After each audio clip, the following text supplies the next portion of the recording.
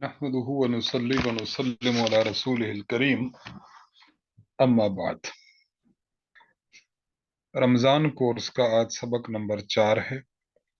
آج کے سبق میں پہلی چیز جو بیان کی جا رہی ہے وہ ہے افطاری۔ سحری پر کل بات ہو گئی تھی، آج افطاری پر بات ہو رہی ہے۔ افطار کا لفظ ہے عربی زبان کا، روزہ کھولنے کو افطار کہتے ہیں۔ جب ہم کہتے ہیں نا کہ افطاری کر رہا ہوں یعنی میں روزہ کھول رہا ہوں۔ روزہ جب کھولا جائے تو مسنون عمل یہ ہے، سنت عمل یہ ہے کہ تاخیر سے جلدی کھولا جائے۔ ایک بات یاد رکھیں، جب ہم جلدی کہیں تو جلدی کا معنی یہ ہے کہ وقت ہوتے ہی کھول دیا جائے۔ جلدی کا معنی ہرگز یہ نہیں کہ وقت ہوا ہی نہ ہو اور اس سے پہلے روزہ کھول دیا جائے، یہ مطلب نہیں ہے۔ تو جلدی کا معنی وقت ہوتے ہی کھول لینا۔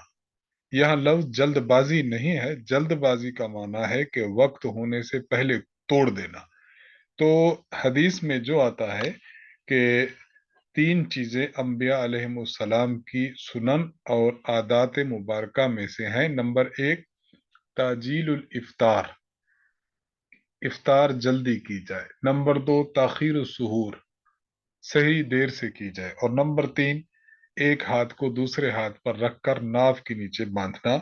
تو یہ انبیاء علیہم السلام کی سنتوں میں سے ہے، ان میں سے ایک جو ہے وہ افطاری جلدی کرنا ہے۔ تو خیر جلدی کی جائے، جو ہی وقت ہو بس روزہ کھول لینا چاہیے، اس میں تاخیر کرنا مکروہ ہے۔ اور افطاری جب ہو تو بہترین چیز کیا ہے؟ بہترین چیز یہ سب سے بہترین تو کھجور ہی ہے، کھجور سے افطاری کرنی چاہیے۔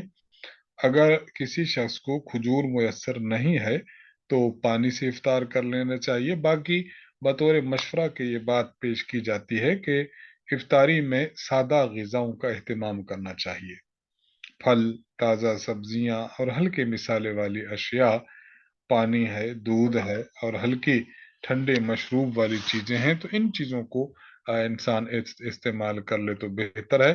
اس کے علاوہ جب انسان استعمال کرتا ہے اشیاء کو، تو اشیاء جو استعمال کرتا ہے اگر مرغ مسلم ہوں اور تیز مسالے والی چیزیں ہوں تو بعض دفعہ افطاری تو کر لیتا ہے، لیکن بعد میں تراویح اور دیگر عبادات جو ہیں وہ سر انجام دینے میں انسانی طبیعت پر سخت گرانی ہوتی ہے۔ اس لیے اچھے، بہتر اور غذائیت بخش کھانوں کا اہتمام اور انتظام کرنا چاہیے۔ اور افطاری جب انسان کرے تو احادیث میں مختلف دعائیں منقول ہیں، چند دعائیں پیش کی جاتی ہیں، ان دعاؤں کا انسان اہتمام کرے۔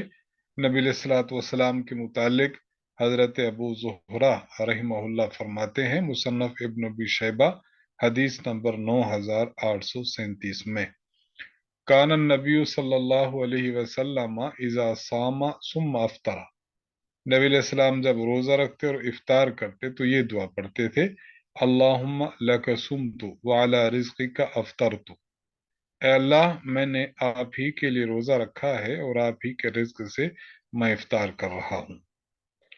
اور شعب الایمان میں امام بہقی رحمہ اللہ نے روایت نقل کی ہے حضرت عبداللہ بن عمر رضی اللہ عنہما سے، فرماتے ہیں کان رسول اللہ صلی اللہ علیہ وسلم اذا افطر قال ذهب الظمأ وابتلت العروق وثبت الاجر انشاءاللہ، جس کا ترجمہ ہے کہ رسول اللہ صلی اللہ علیہ وسلم جب افطار کرتے تو آپ یہ دعا پڑھتے، ذهب الظمأ پیاس چلی گئی، وابتلت العروق اور رگیں تر ہو گئی، وثبت الاجر اور اجر پکا ہو گیا انشاءاللہ۔ تو افطار اگر انسان خود کرے تو یہ دعا مانگے، اور اگر کوئی بندہ اس کو افطار کروائے تو پھر اسے دعا دینی چاہیے۔ اور دعا کون سی دینی چاہیے؟ جو احادیث میں منقول ہے۔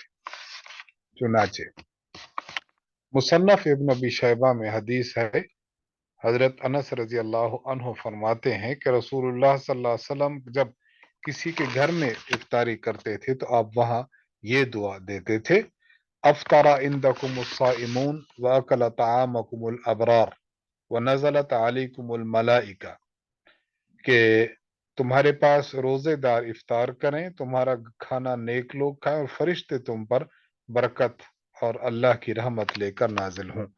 तो इंसान को चाहिए कि अगर किसी के घर इफ्तारी करे तो ये दुआएं पढ़ने का एहतमाम करे। इफ्तारी के मुतालिक चंद बातें हो गई। अब आते हैं हम दूसरे मसला ज़कात का हिसाब करने की तरफ। ज़कात के मुतालिक कुछ मसाइल हो चुके हैं। अब हमने ये देखना है कि इंसान जो ज़कात निकालता है तो उसकी तरतीब क्या रखे। देखें, दो चीजें जहन में रख लें। आपके पास जो असासा जात हैं, रकम है, नकदी है, सोना है, चांदी है, किसी से कर्ज लेना है, वगैरह वगैरह, जो चीजें आपके पास मौजूद हों, एक तो आपने, यानी यूं समझ लें कि आपने दो कॉलम बना लेने हैं। कॉलम नंबर ए, इसका माना होगा कि आपके वो माल, वो असासा जात जिस पर ज़कात है, और कॉलम नंबर दो आपकी माली जिम्मेदारियां, यानी आपकी वो जिम्मेदारियां कि जो आपने अदा करनी है। तो दो कॉलम आपने बना लेने हैं, काबिल ज़कात अम्वाल और असासा जात, और नंबर दो मालियाती जिम्मेदारियां। जहां तक वो पहली बात का ताल्लुक है, तो आपने पहले कॉलम में क्या लिखना है, तो आपके सामने हम तफसील अर्ज कर रहे हैं। नंबर एक, सोना चांदी किसी भी शक्ल और किसी भी मकसद के लिए हूं, आपने रखे हैं कि पहनूंगे पहनेंगे, आपने रखे हैं बेचेंगे, आपने रखे हैं वैसे पड़े रहें, यानी आपके घर में सोना और चांदी है तो आपने उसकी ज़कात देनी है। उसकी मालियत निकाल लीजिए, जो उसकी मालियत बनती हो वो आपने वो लिख देनी है।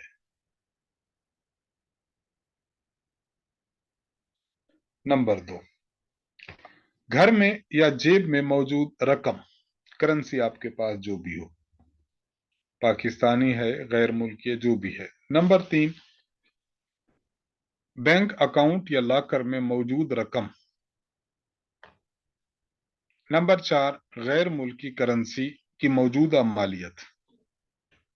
नंबर पांच, डिजिटल करेंसी आपके पास क्रिप्टो करेंसी है या कुछ और है तो उसको भी आप लिखे। वाजे रहे कि क्रिप्टो करेंसी पर कारोबार करने के मुतालिक हमारे उलमाए किराम इत्मीनान का इजहार नहीं कर रहे, लेकिन चूंकि इस करेंसी के मुताबिक लोग खरीदो फरोख्त कर रहे हैं, इसलिए बहरहाल इसकी मालियत तो है, इसलिए मालियत को देखते हुए जितनी मालियत की आपके पास रुकूम मौजूद हैं, आप उसका हिसाब करके उसकी ज़कात अदा करेंगे। इसी तरह आपके पास प्राइस बॉन्ड है, आपने प्राइस बॉन्ड खरीदे हुए हैं और आप उस प्राइस बॉन्ड को लेकर चल रहे हैं, तो प्राइस बॉन्ड की जो मौजूदा मालियत होगी आपने उसको भी इसमें शामिल करना है कि आपने इसकी भी ज़कात जो है वो अदा करनी है, इसकी भी आपने ज़कात अदा करनी है। अच्छा, इसी तरह मुस्तकबिल का कोई मंसूबा है, मसलन बच्चों की शादी करनी है, आपने पैसे जमा किए हुए हैं, आपने हज पे जाना है, उम्रा करना है, या कोई ऑपरेशन करवाना है, पैसे जमा किए हुए हैं, तो वो भी आप कॉलम नंबर ए में लिखेंगे। तकाफुल या इंश्योरेंस पॉलिसी में आपने जो रकम जमा कराई हुई है, यानी आपकी जो मलकियत है, वो आप इसमें लिखेंगे। ये बात वाज़ेह रहे, तकाफुल पर तो उलमाए किराम का इत्मीनान का इजहार है, और इंश्योरेंस के बारे में तमाम उलमा मुत्तफिक हैं कि इंश्योरेंस जायज़ नहीं है। तो इंश्योरेंस अगर किसी ने करवाई है तो फौरन खत्म कर दे। अलबत्ता जो आपने रकम उसमें डाली है वो चूंकि आपकी अपनी जाती है, इसलिए उस रकम को आपने कॉलम नंबर ए में लिखना है। जो कर्ज दूसरों से लेना है और आपको तवक्को है कि ये कर्ज मुझे वापस मिल जाएगा, मुझे ये कर्ज वापस मिल जाएगा, तो इस कर्ज को भी आपने इसमें लिखना है। मसलन आपके भाई ने आपसे 1 लाख रुपए लिए हैं, आपको पता है कि 1-2 साल बाद वापस कर देगा, तो आपने उस कर्ज की रकम, चूंकि आपकी मिल्कियत है और तवक्को है वापसी की, इसलिए आप कॉलम नंबर ए में लिखें। कमेटी, जिसको हम बीसीबी कहते हैं, उसकी जो रकमें आप जमा करा चुके हैं और कमेटी अभी तक निकली नहीं है, तो वो आपने रकम यहां लिखनी है। किसी भी चीज के लिए एडवांस में दी गई रकम, जबकि वो चीज अभी तक मिली नहीं है, आपने कोई चीज एडवांस में दे दी है तो अभी तक वो चीज आपको मिली नहीं है, तो आपने उस रकम को भी लिखना है। सरमायाकारी मुजारबत है और शिराकत है, इसमें आपने जो रकमें लगाई हैं, इन्वेस्टमेंट जो भी आपने की है, वो भी लिख देनी है। अच्छा, बाज सरकारी और बाज नीम सरकारी ऐसे सर्टिफिकेट्स होते हैं, ऐसे यूनिट्स होते हैं कि आप उसमें अपनी रकम सेव कर सकते हैं। तो जितने आपने रकम शेयर जो है वो आ, महफूज करने के जो सर्टिफिकेट्स हैं, यूनिट्स हैं, शेयर्स की सूरत में है, आपने उसको भी कॉलम नंबर ए में लिखना है। इसी तरह आपने अपने तिजारत कर रहे हैं, अपने दुकान में, गोदाम में या फैक्ट्री में आपने कुछ स्टॉक रखा हुआ है जो काबिल फरोख्त है, तो उसकी भी करंट वैल्यू आपने लिखनी है। आपके फैक्ट्री में, दुकान में, गोदाम में कुछ खाम माल पड़ा है जिसको आपने तैयार करके अभी तैयार करके आपने भिजवाना है मार्केट में, तो उसकी जो करंट वैल्यू होगी वो भी आपने यहाँ पे लिखनी है। इसी तरह आपका कुछ माल फरोख्त हो चुका है, तो फरोख्त शुदा जो आपका माल है उसके बदले में आपको जो अशिया मिली हैं या अभी तक कोई चीज मिली नहीं बल्कि पैसे उन्होंने देने हैं, तो वो फरोख्त शुदा माल की काबिल वसूल रकम जो है, आपने उसको भी इसमें दर्ज करना है। इसी तरह आपने एक प्लाट खरीदा था इस नियत के साथ कि मैं इसको फरोख्त करूंगा, और आपकी नियत अभी बाकी है, घर है, फ्लैट है, दुकान है, जमीन है, कुछ है, तो आपने उसको यहां लिखना है। आपने इन तमाम चीजों को कॉलम नंबर ए में लिखना है और इनका टोटल कर लेना है। अब आते हैं आप दूसरे कॉलम, कॉलम नंबर बी की तरफ। कॉलम नंबर बी में आपने अपनी माली जिम्मेदारियां लिखनी है। माली जिम्मेदारी का माना कि जो जो माली चीजें आप पर लागू होती हैं और आपने उनकी अदायगी करनी है। मसलन आपने कर्ज लिया था 50,000 रुपए, आपने वापस करना है। आपने उधार खरीदी थी कोई चीज और उसकी अदायगी अभी करनी है। शादी की थी, बीवी का महर अभी अदा करना है। कोई बीसी और कमेटी थी, आपकी पहले निकल आई, अभी उसकी किस्तें देना बाकी हैं, तो जो किस्तें आपने देनी हैं उन किस्तों को भी आप कॉलम नंबर बी में लिख दें। यानी कॉलम नंबर बी का माना कि जो आप पर लागू हैं, जो आपने जिम्मेदारियां निभानी है, रकम वापस करनी है, देनी है। आपके मुलाजिमीन की तनख्वाहें हैं जो इस तारीख तक, जब आप हिसाब कर रहे हैं, इस तारीख तक वाजिबुल अदा है। मसलन महीना 30 दिन का है तो 15 दिन उसकी इसको गुजर जाएं और 15 तारीख को आपने निकालनी है, तो आप 15 दिन का हिसाब लगा लें कि 15 दिनों की तनख्वाह मैंने देनी है। टैक्स है, दुकान मकान का किराया है, यूटिलिटी बिल्स हैं, या बिजली का बिल है, गैस का बिल है, गटर लाइन का बिल है, और इसी तरह चौकीदार का माहाना खर्च है, वगैरह वगैरह। इस तारीख तक जितनी चीजें वाजिबुल अदा हैं, आपने उन वाजिबुल अदा चीजों को कॉलम नंबर 2 में रखना है। लीजिए आपके, अच्छा, गुज़िश्ता कुछ सालों की ज़कात आपने नहीं दी, तो आपने जितने सालों की ज़कात नहीं दी, हर साल के एतबार से जितनी ज़कात बनती है, आप वो भी कॉलम नंबर बी में लिख दें। तो आपके पास टोटल दो अमाउंट्स आ गई हैं, नंबर एक ए कॉलम वाली, नंबर 2 बी कॉलम वाली। अब आपने देखना यह है कि आप हिसाब कैसे करेंगे। बस आपने करना यह है कि आपने कुल आपकी जो मालियत है उसको में से माइनस कर देना है आपके जो माली जिम्मेदारियां हैं। यानी ए में से आपने बी को माइनस कर देना है, तो ए में से बी को माइनस कर देने से जो जवाब आएगा, ये वो जवाब होगा कि जो आपकी काबिल ज़कात रकम है। काबिल ज़कात रकम में से ज़कात किस तरह निकालेंगे? उसको ज़रब दे लें 2.5% के साथ, या इससे भी आसान तरीका है, उसको तकसीम कर दें आप 40 पर, तो वही होगा 2.5%। जब आप तकसीम कर लेंगे तो जो अमाउंट बनेगी ये आपकी वाजिबुल अदा ज़कात की रकम है, आपने ये अदा करनी है। इसको अगर हम मिसाल से समझना चाहें, आपने कॉलम नंबर ए में लिखा था, उसमें था 20 लाख रुपए। आपने कॉलम नंबर बी लिखा जो आपकी माली जिम्मेदारियां थी, तो वो निकला आपके पास जो है 18 लाख रुपए। अब नहीं, वो निकला 2 लाख रुपए। अब आपने 20 लाख में से 2 लाख माइनस किया तो जवाब आया आपका 18 लाख। आपने 18 लाख को 40 पर तकसीम किया तो जवाब आया 45,000 रुपए। तो आपके जिम्मा जो जक़ात है वो 45,000 रुपए है। अगर आप इकट्ठी दे दें तब भी दुरुस्त है, और अगर थोड़े थोड़े करके दें तब भी जायज है। बतौर तवज्जो ये बात समझनी चाहिए कि अगर आपने कोई गाड़ी ली है, घर लिया है, या और सामान लिए हैं, नियत ये थी कि मैं खुद इस्तेमाल करूंगा, तब तो इस पर ज़कात नहीं है। और अगर उसका मकसद ये हो कि मैं इनको ले रहा हूं लेकिन नफा कमाने के लिए या बाद में बेचने के लिए, तो अब ये काबिल ज़कात है।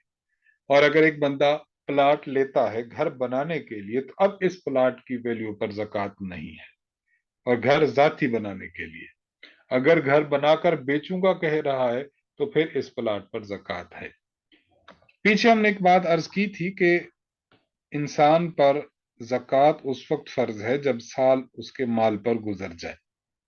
माल पर साल गुजरने का माना यह है कि मसलन मैं इसकी मिसाल देता हूं, जिस तारीख को ये साहिब निसाब बना है उस तारीख से लेकर आइंदा साल उसी तारीख तक दरमियान के अंदर जो माल इसके पास होगा, तो हर हर रुपए पर माल गुजरना जरूरी नहीं है। मसलन उसके पास 15 लाख थे, फिर कारोबार रहा, 2 लाख चले गए, नए 2 लाख आ गए, ये चली गई चीज वो आ गई, तो अशिया ऊपर नीचे होती रहे तो उससे निसाब पर फर्क नहीं पड़ता। यूं समझें कि आपके लिए हर हर रुपए और माल के हर हर जुज पर साल गुजरना लाजिम नहीं है, बल्कि आपके पास बस ये होना चाहिए कि आपने एक तारीख जिस पर आपने अपने आप को क्लियर डिक्लेयर किया था कि मैं साहिब निसाब हूं, उससे अगले साल जो है आपके पास निसाब होना चाहिए। बस दरमियान में रकम आती जाती रहे, अप डाउन होता रहे, अलबत्ता रकम बिल्कुल खत्म ना हो, ये मसला ना हो, रकम कुछ ना कुछ बाकी रहे, तो फिर आपका साल नहीं टूटा। तो साल गुजरने से मुराद हर हर रकम और हर हर रुपए पर ज़कात नहीं, साल गुजरना नहीं, बल्कि मिनहजुल मजमू हो जाए।